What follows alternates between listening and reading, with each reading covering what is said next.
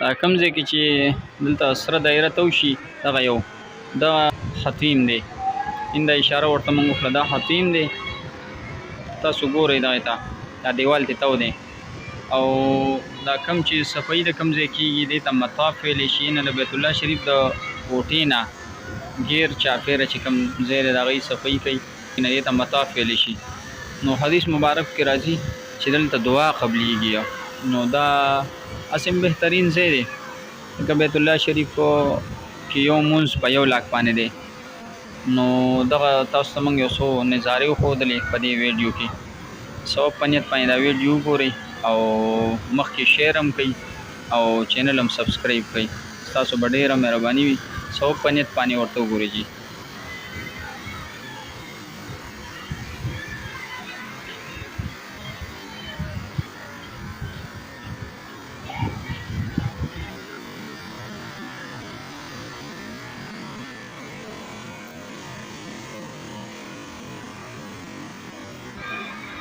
الله تعالی دې مونږ دې ځای ته بار بار راوستی کی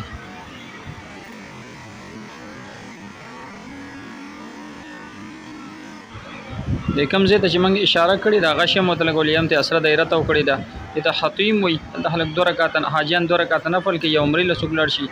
او دعا کوي نو دلته حدیث مبارک کې راځي چې دعا قبلیږي او دا غیر پر چې کوم دی دا مطاف